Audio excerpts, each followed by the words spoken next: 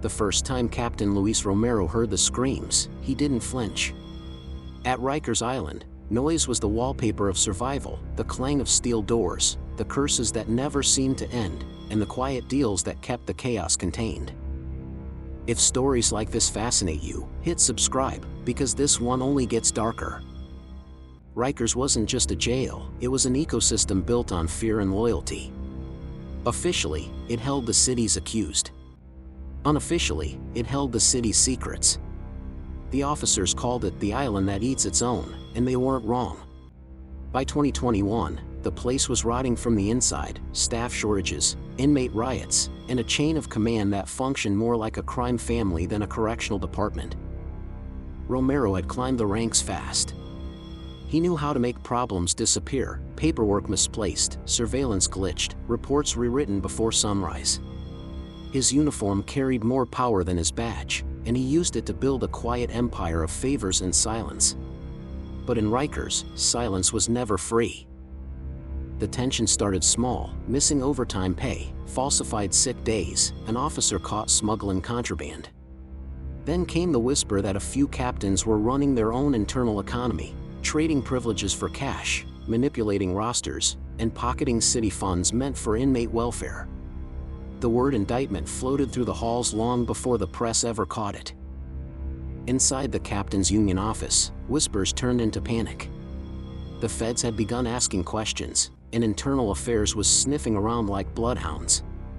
But the captains believed they were untouchable. After all, Rikers had protected its own for decades. Political connections ran deep. Some of those captains had helped elect city officials, others had been protected by them. Romero sat in his car outside the facility one late November night, watching the fog roll across the bridge to the island. He knew something was coming. He just didn't know how close it already was. A week later, the indictment dropped. Federal prosecutors announced that several ranking officers, including captains, were charged with corruption, falsifying reports, and conspiracy to obstruct justice. The headlines called it a systemic betrayal. The inmates just called it karma. But the real story didn't end there. Because inside Rikers, exposure doesn't mean justice, it means retaliation. That night, as news crews parked outside the gates, Romero's phone buzzed with an unknown number. He hesitated before answering. The voice on the other end was calm. Cold. Familiar. "Luis," it said. "We both know you didn't tell them everything. And we both know what happens to snitches, even captains." The line went dead. Romero looked back at the island in the rearview mirror, the faint orange glow of the towers flickering through the mist, and realized that the real prison wasn't made of bars. It was made of secrets.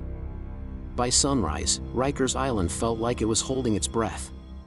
The indictment had cracked open a wall no one thought could fall, and suddenly every officer was looking over their shoulder. Conversations stopped mid-sentence, eyes dropped to the floor. Trust had evaporated overnight. Captain Luis Romero walked his rounds pretending nothing had changed, but the silence said otherwise.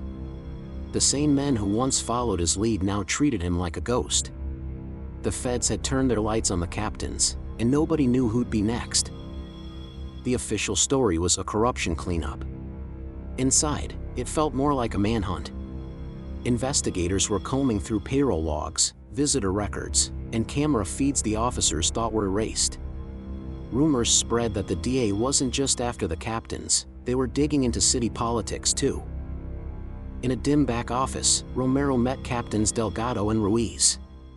The room reeked of stress and cold coffee. "They can't prove anything," Ruiz muttered, tapping ash into a paper cup.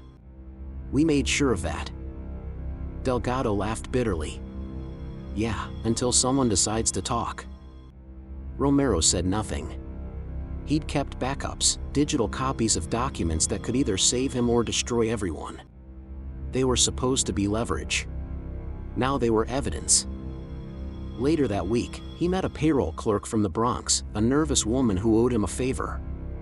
In her shaking hands was a sealed envelope. "You didn't hear this from me," she whispered. "The city's in it too. Campaign money. Contracts. They're going higher than you think. Romero drove home in silence, the envelope burning like a secret in his pocket. 2 days later, the headlines exploded, Rikers corruption tied to City Hall. What began as a prison scandal had turned into a political earthquake.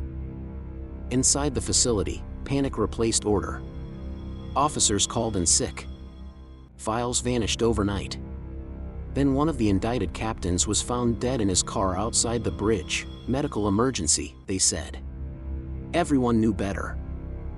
That night, Romero received an anonymous email. One attachment. A grainy video of him accepting a sealed envelope from another officer, timestamped from 18 months earlier. He watched it twice, heart pounding. Someone had kept receipts. Someone inside wanted him gone. For the first time in his career, Captain Romero understood what it felt like to be caged, trapped not by concrete walls, but by the weight of silence that Rikers itself had built. The morning they came for him, Captain Luis Romero was already awake. He'd stopped sleeping days ago. The echo of boots in the hallway was all it took, that sharp, uniform rhythm that told him the investigation had reached his door. When Internal Affairs entered his apartment, they didn't shout or draw weapons. They didn't need to. The silence spoke louder. One agent read his rights while another took his badge from the counter, the same badge he'd polished every morning for 20 years. By noon, news of his arrest had spread across the island. Officers whispered his name with a strange mix of pity and relief. It was as if the corruption scandal had finally chosen its scapegoat. But inside Rikers, everyone knew Romero wasn't the only guilty one. He was just the one left standing when the music stopped. In the interrogation room, the federal agent slid a folder across the table. Inside were still images from the video, his hands, the envelope, the timestamp. No emotion. No accusation. Just proof. "Who gave it to you?" the agent asked. Romero stared at the photos, jaw tight. He knew the name. He knew the system. And he knew that telling the truth in Rikers meant more than betrayal, it meant signing his own sentence. Hours later, they transferred him to protective custody. For the first time in his life, Luis Romero walked through Rikers not as an officer, but as an inmate. The clang of the doors behind him felt heavier than ever before. Officers he'd once commanded now stared through him with cold amusement. One whispered, "Welcome home, Captain." Days turned into weeks. The indictment expanded. More captains fell, then lieutenants, even a deputy warden. City Hall called it the necessary reckoning. The public called it justice. But those who worked the tiers knew better. This wasn't reform. It was rebranding. The names changed. The system didn't. Romero spent his days staring at the same cracked wall he'd once ordered painted over. The irony wasn't lost on him. Somewhere beyond the bars, the city was moving on, new scandals replacing old ones, new faces promising change. But Rikers remained the same, a machine built to feed on its own. One night, a letter arrived through legal mail. No return address. Inside was a single line written in neat handwriting: "Silence doesn't save you. It only delays the noise." He folded it slowly, knowing exactly who had sent it, the same person who'd sent the video. A warning once, a prophecy now. When reporters later asked him why he never exposed the full truth, Romero simply said, "Because truth doesn't survive on that island. It gets buried with the rest of us." And in a way, he was right. Rikers Island wasn't just a place, it was a cycle, an echo chamber of corruption, fear, and survival. The uniforms changed, the faces changed, but the silence always stayed the same. If you think this story was intense, the next one will leave you speechless. Subscribe for more true crime stories that'll keep you on the edge of your seat.